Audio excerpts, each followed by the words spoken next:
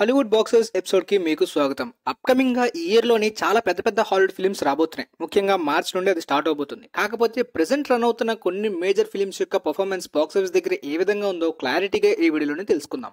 ఇక hunger games ముందుగా మాట్లాడుకోవాలి. హంగర్ గేమ్స్ అంటే పెద్దగా ఇంకా లాస్ట్ వీక్ ఈ వీక్ ఒక 4 మిలియన్స్ యాడ్ చేసుకుంది. సో ఫైనల్ రన్ అనేది నెక్స్ట్ వీక్ తోటి కంప్లీట్ అయిపోవచ్చు అని చెప్పి క్లారిటీగా అర్థమవుతుంది. బట్ ఇప్పటిదాకా రీసెంట్ టైమ్స్ లో బాగా ప్రాఫిట్స్ ఎర్న్ చేసింది. వరల్డ్ వైడ్ గా 336.5 మిలియన్స్ కలెక్ట్ చేసింది. సో ఈ ప్రెసెంట్ అయితే ఇంకా ఈ ఫిల్మ్ వీడియో ఆన్ డిమాండ్ లో వచ్చినప్పటికీ కొంతవరకు థియేటర్స్ లో ఇంకా ఆడుతూనే ఉంది. అఫ్ కోర్స్ చాలా ఫిల్మ్స్ కి ఇది కామన్ అనమాట. వీడియో ఆన్ డిమాండ్ లోకి వచ్చిన తర్వాత కూడా థియేటర్స్ లోనే ఆడుతుంది. కాకపోతే ఈ ఫిల్మ్ కి అంత మంచి రివ్యూస్ రానప్పటికీ ఈ రేంజ్ లో ఎంతవరకు ఉండడం గ్రేటే కదా. సో ఇక ఆ తర్వాత నెపోలియన్ ఫిల్మ్ విషయానికి వస్తే లాస్ట్ వీక్ కి ఈ వీక్ కి 2 మిలియన్స్ యాడ్ చేసుకుంది. ఆల్మోస్ట్ ఫిల్మ్ రిలీజ్ అయ్యి 2 మంత్స్ అయిపోతుంది అనుకుంటా. ఇంకా థియేటర్స్ లో ఎలా ఆడుతుంది, నెగిటివ్ రివ్యూస్ వచ్చి మొత్తం ఆడియన్స్ నుండి నెగిటివ్ టాక్ రన్ అయ్యి బాక్స్ ఆఫీస్ దగ్గర ఫ్లాప్ అయిన నెంబర్స్ ఎలా వస్తున్నాయి అనే డౌట్ కూడా మీకు రావచ్చు. ఇప్పటిదాకా 218 మిలియన్స్ కలెక్ట్ చేసింది. హాలీవుడ్ మల్టీప్లెక్స్ సెట్టింగ్ ఎలా ఉంటుందంటే నార్త్ మార్కెట్ లానే చాలా వరకు లాంగ్ రన్ లోని మల్టీప్లెక్సెస్ లో ఉంచుకుంటారు. ఎందుకంటే లాస్ట్ వీక్స్ లో వచ్చే రెవెన్యూ అంతా కూడా మల్టీప్లెక్సెస్ కి ఎక్కువగా వెళ్తుంది కాబట్టి ఇంకా హిట్ అయిన ఫిల్మ్స్ కి ఇంకా ఎక్కువ పొటెన్షియల్ ఉంటుంది. ఇక యానిమేటెడ్ ఫిల్మ్స్ లైవ్ యాక్షన్ కన్నా ఎక్కువగా లాంగ్ రన్ లో ఆడుతూ ఉంటాయి. కాకపోతే కొత్త యానిమేటెడ్ ఫిల్మ్స్ వచ్చిన తర్వాత కంప్లీట్ గా థియేటర్స్ ఎక్కువగా స్క్రీన్స్ షిఫ్ట్ అవుతూ ఉంటుంటాయి. సో ఇప్పటిదాకా అయితే మాత్రం విష్ ఫిల్మ్ లాస్ట్ వీక్ కి ఈ వీక్ కి 9 మిలియన్స్ యాడ్ చేసుకుంది. సో మహా అయితే ఈ ఫిల్మ్ 250 మిలియన్ మార్క్ ని వరల్డ్ వైడ్ గా క్రాస్ చేయొచ్చు. ఇప్పటిదాకా 232 మిలియన్స్ కలెక్ట్ చేసింది. మేబీ కొన్ని వీక్స్ వరకు ఇదే విధంగా కంటిన్యూ అయితే మేబీ 275 మిలియన్స్ వరకు కూడా వెళ్ళొచ్చు. బట్ చాలా వరకు కొన్ని ఫిల్మ్స్ అనేవి ఆ సెవెరల్ వీక్స్ లాస్ట్ వీక్స్ వచ్చేసరికి కంప్లీట్ గా ఆగిపోతాయి అనమాట స్క్రీన్స్. ఒకవేళ ఆ విధంగా జరిగింది అనుకోండి, ఇక్కడతో ఈ 250 క్రాస్ చేయొచ్చు, లేదంటే 260 క్రోర్స్ దగ్గర కూడా ఆగిపోవచ్చు. లేదు ఒకే విధంగా కంటిన్యూ అయింది అనుకోండి 275 మిలియన్స్ వరకు కూడా వెళ్ళిన షాక్ అవ్వకర్లే. అంటే ఏంటి బ్రో ఇంకా 40 మిలియన్స్ లాగుతుందా అంటే అది ఓన్లీ యానిమేటెడ్ ఫిల్మ్స్ యొక్క లాంగ్ రన్ పొటెన్షియల్ అండ్ డిస్నీకి ఉన్న మినిమం మల్టీప్లెక్సెస్ మార్కెటింగ్ సెట్టింగ్ అనమాట. వాళ్ళ మల్టీప్లెక్సెస్ మార్కెట్ ఎలా ఉంటుందంటే మళ్ళీ హై డిమాండ్ తో వచ్చే ఒక యానిమేటెడ్ ఫిల్మ్స్ వచ్చే వరకు ఈ స్క్రీన్స్ అన్ని కూడా వాళ్ళు ఆక్యుపై చేసుకుని ఉంచుకుంటారు. ఇక తర్వాత గాజిల్లా -1 ఫిల్మ్ విషయానికి వస్తే అలోన్ గా నార్త్ అమెరికా కాంట్రిబ్యూషన్ ఈ ఫిల్మ్ కి 50 మిలియన్స్ దాటి వచ్చింది. అది కూడా ఆ జాన్రా కి ఆ మాన్స్టర్ బేస్డ్ ఫిల్మ్ కి ఉన్న డిమాండ్ పరంగా ప్రెసెంట్ రన్ అవుతున్న ఆ మాన్స్టర్ వెర్స్ యొక్క ట్రెండింగ్ పరంగా. సో నార్త్ అమెరికాలోని ఈ రేంజ్ సపోర్ట్ వచ్చినప్పటికీ వరల్డ్ వైడ్ గా మరీ అంత సపోర్ట్ వచ్చినట్టు కనిపించట్లేదు. అఫ్ కోర్స్ జపాన్ కి చాలా పెద్ద మార్కెట్ ఉన్నప్పటికీ జపాన్ లోనే ఎక్కువగా యానిమేటెడ్ ఫిల్మ్స్ లేదంటే కొన్ని ఫిల్మ్స్ కి ఎక్కువ ప్రిఫరెన్స్ ఉంటుంది. జపాన్ లో ఎప్పటి నుండో ఉండే ఈ గాజిల్లా ఫ్రాంచైజ్ లోని ఇదే ఫస్ట్ 100 మిలియన్ మార్క్ ని టచ్ చేసిన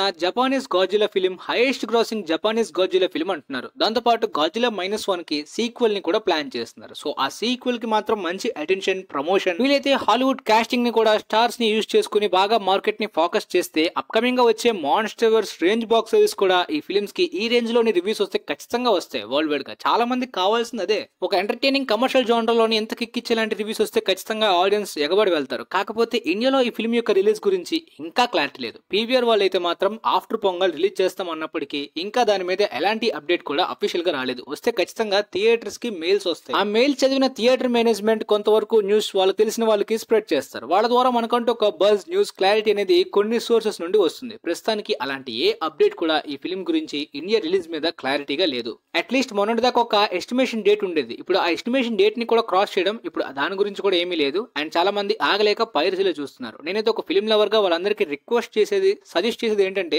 మీరు థియేటర్స్ లో చూడడానికి డబ్బులు లేకపోతే ఓటీటీలో ట్రై చేయండి. నెట్ఫ్లిక్స్, ప్రైమ్ ఇలాంటి ఏమి కూడా మేము కొనుక్కోలేము అనుకుంటే సైట్స్ లోనో, టోరెంట్స్ లోనో, దేంట్లోనో ఏ విధంగా హెచ్డి ప్రింట్ వచ్చిన తర్వాత చూడండి తప్ప థియేటర్ ప్రింట్ మాత్రం అస్సలు చూడకండి. అందులో కనీసం కూడా సినిమా ఏం క్లారిటీగా అర్థం కాదు, పిక్చర్ బాగోదు, వాయిస్ బాగోదు. సినిమాలో ఉండే కంప్లీట్ క్వాలిటీ ఎంటర్టైన్మెంట్ అనేది కంప్లీట్ గా పోయి మీకే ఆ ఎంటర్టైన్మెంట్ రూయిన్ అవుతుంది. సో ఆ విధంగా రిక్వెస్ట్ చేస్తున్నా. ఇక ఆ తర్వాత వంకా ఫిల్మ్ విషయానికి వస్తే వామో లాస్ట్ వీక్ 500 మిలియన్ క్రాస్ చేయడమే ఒక పెద్ద అచీవ్మెంట్ గా మాట్లాడుకున్నప్పటికీ ఇంకా ఈ ఫిల్మ్ స్లో అవ్వకుండా బాక్స్ ఆఫీస్ దగ్గర రన్ అండ్ ఇంకా ఎక్కువ నెంబర్స్ ని ఎర్న్ చేస్తూనే వెళ్తుంది. సో అప్కమింగ్ గా లాంగ్ రన్ లో ఇంకా ఎక్కువ నెంబర్స్ కలెక్ట్ చేసే పొటెన్షియల్ కనిపిస్తుంది. ఎందుకంటే ఈ వీక్ లో ఆల్మోస్ట్ 25 మిలియన్స్ దాటి కలెక్ట్ చేసింది. ఇదే మొమెంటం అప్కమింగ్ వీక్స్ లో కూడా కంటిన్యూ చేస్తే 600 మిలియన్స్ ని ఈజీగా వరల్డ్ వైడ్ గా దాటేస్తుంది. అంటే Mission Impossible dead reckoning part 1 కన్నా ఎక్కువ. యునానిమస్ ఫ్యామిలీ సపోర్ట్ ఆ జాన్రా బట్టి మాత్రమే కాదు, అప్కమింగ్ గా వచ్చే డ్యూన్ టు ఖచ్చితంగా ఈ రికార్డ్స్ ని బ్రేక్ చేసి తిమోథీ ఆ రేంజ్ స్టాండర్డ్స్ ని బాక్స్ ఆఫీస్ దగ్గర సెట్ చేసుకోవాలి. అఫ్ కోర్స్ అది పాసిబుల్. ఇంకొంతమంది ఆల్మోస్ట్ 1 బిలియన్ దాటుతుందని చెప్పి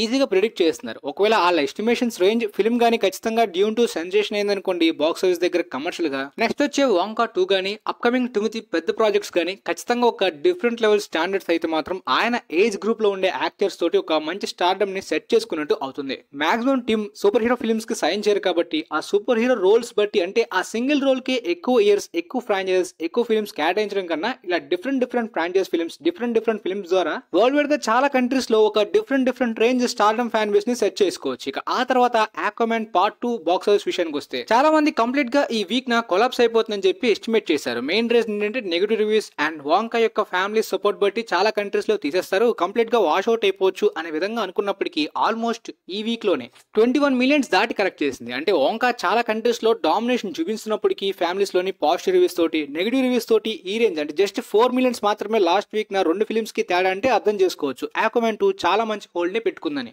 బ్లాక్ ఆడమ్ అయితే దాటేసింది కానీ ఆల్మోస్ట్ బ్రేక్ ఈవెన్ క్లబ్ కి దగ్గరలో ఉంది. సో ఆ బ్రేక్ ఈవెన్ అయితే పాసిబుల్ కాకపోతే ఫిల్మ్ కి ప్రాఫిట్స్ అయితే అంత త్వరగా రావు ఇంకొంత వరకు, ఎందుకంటే ట్యాక్స్ గానీ దాంతోపాటు ఈ లాస్ట్ వీక్స్ లోని ఎక్కువ అమౌంట్ మల్టీప్లెక్సెస్ కి వెళ్ళిపోతుంది. ఇప్పటిదాకా ఈ ఫిల్మ్ 396.2 మిలియన్స్ కలెక్ట్ చేసింది. ఓన్లీ ఈ ఇయర్ లో హిట్ అయిన 2 సూపర్ హీరో ఫిల్మ్స్ అంటే only Guardians of the Galaxy volume 3 and Aquaman 2 అని చెప్పుకోవాలి. ఒకవేళ Guardians of the Galaxy volume 3 range positive reviews గానీ ఖచ్చితంగా ఆక్వామన్ 2 కి వచ్చినా అండ్ రీబూట్ ఫాటిక్ లాంటిది లేకపోయినా ఇంకా ఎక్కువ నెంబర్స్ ఖచ్చితంగా ఈ ఫిల్మ్ అచీవ్ చేసి ఉండేది.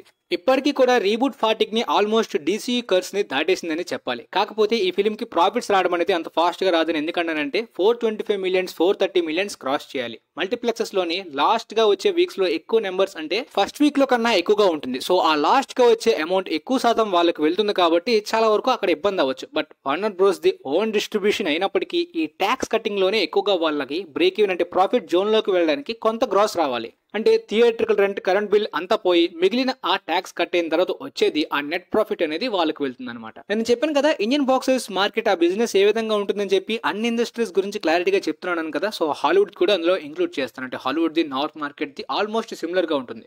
అండ్ చైనీస్, జపానీస్ లాంటి ఇండస్ట్రీస్ కూడా ఈ విధంగానే వర్క్ అవుతాయి అనమాట ఇంటర్నేషనల్ గా చాలా కంట్రీస్ లోనే. తర్వాత మైగ్రేషన్ ఫిల్మ్ కొద్దిగా స్లో అయిన వైపు కనిపించింది. లాస్ట్ వీక్ ఈ వీక్ కేవలం 17 మిలియన్స్ మాత్రమే కలెక్ట్ చేసింది. ఇప్పటిదాకా వరల్డ్ వైడ్ గా 191 మిలియన్స్ ని క్రాస్ చేసింది. సో ప్రాఫిట్ జోన్ లోకి వెళ్ళిపోయినప్పటికీ ఫిల్మ్ అయితే యానిమేటెడ్ లాంగ్ రన్ పొటెన్షియల్ ని మరీ ఎక్కువ నెంబర్స్ గా యూజ్ చేసుకుంటుందంటే చెప్పలేం. ప్రస్తుతానికి అయితే ప్రాఫిట్స్ లోకి వెళ్ళిపోయింది. అప్కమింగ్ గా వచ్చే యానిమేటెడ్ ఫిల్మ్స్ వరకు మాత్రమే ఇది రన్ అవుతూ కంటిన్యూ అవుతుంది. ఇక ఆ తర్వాత ఎనీవన్ బట్ యూ అయితే బ్రేక్ ఈవెన్ ని కంప్లీట్ చేసుకుంది నెగటివ్ రివ్యూస్ తోటి. అది ఎందుకో మనం చెప్పాను కదా చాలా వరకు ఒక లిటరలీ ఆన్లైన్ ఫ్యానిజం అని మాత్రమే కాదు, ఇప్పుడు వరల్డ్ వైడ్ గా 100 మిలియన్ ని కూడా క్రాస్ చేసింది. సో పెద్ద అచీవ్మెంట్ ఒక నార్మల్ ఫిల్మ్ కి. స్టార్టింగ్ వీక్స్ లో అస్సలు డల్ గా ఉందన్నమాట, నెగటివ్ రివ్యూస్ వచ్చాయి. తర్వాత మెల్లిగా స్లీపర్ హిట్ గా మారిపోయింది అనమాట. సిడ్నీ స్వీనీ మళ్ళీ మేడం వెబ్ లో కూడా ఈ రేంజ్ పొటెన్షియల్ ఉంటుందో లేదో చూడాలి. ఇక నైట్ స్ట్రీమ్ లాస్ట్ వీక్ కి ఈ వీక్ 6 మిలియన్స్ దాటి యాడ్ చేసుకుంది. ప్రాఫిట్స్ లోకి ఉంది ఆల్మోస్ట్ హారర్ జోనర్, కాకపోతే కంప్లీట్ గా డిజాస్టర్ రివ్యూస్ వచ్చాయి కాబట్టి మరి ఎక్కువ రోజులు కంటిన్యూ అవ్వలేదు. తర్వాత రీసెంట్ గా రిలీజ్ అయిన మీన్ గర్ల్స్ అయితే ఆల్మోస్ట్ 27 మిలియన్స్ అయితే లాస్ట్ వీక్ లో కరెక్ట్ చేసుకున్నప్పటికీ ఇంకా ఈ ఫిల్మ్ ప్రాఫిట్ జోన్ లోకి వెళ్ళలేదు. బట్ బాక్స్ ఆఫీస్ దగ్గర బాగానే పర్ఫార్మ్ చేస్తుంది. ఇంకా పెద్ద డ్రాప్ లేదు కాబట్టి అప్కమింగ్ వీక్స్ లో బ్రేక్ ఈవెన్ ఈజీగానే కనిపిస్తుంది. ఇప్పటిదాకా వరల్డ్ వైడ్ గా 66.2 మిలియన్స్ కలెక్ట్ చేసింది. 80 మిలియన్స్ క్రాస్ చేస్తే ప్రాఫిట్ జోన్ లోకి వెళ్ళిపోతుంది. తర్వాత బీ కీపర్ ఫిల్మ్ విషయానికి వస్తే ఓపెనింగ్ వీకెండ్ చాలా తక్కువ ఉంది. ఇదేంటి జేసన్ స్టాథమ్ ఫిల్మ్ చాలా తక్కువగా రిలీజ్ చేస్తారు అనుకున్నప్పటికీ రివ్యూస్ బాగున్నాయి అండ్ చాలా మంది మంచి యాక్షన్ లవర్స్ కి బాగా నచ్చుతున్నారు. ఆల్మోస్ట్ 43 మిలియన్స్ ఈ వీక్ లోనే కలెక్ట్ చేసింది. చాలా పెద్ద జంపే. ఆ హోల్డ్ అండ్ గ్రోత్ ఒక్కసారిగా చాలా మంది షాక్ అయ్యారు. మరి అప్కమింగ్ ఫైనల్ రన్ లోని ఏ రేంజ్ వరకు వెళ్తుందో చూద్దాం. మీకైతే ఈ ఎపిసోడ్ క్లారిటీగా అర్థమైందని అనుకుంటున్నాను. And thanks for watching.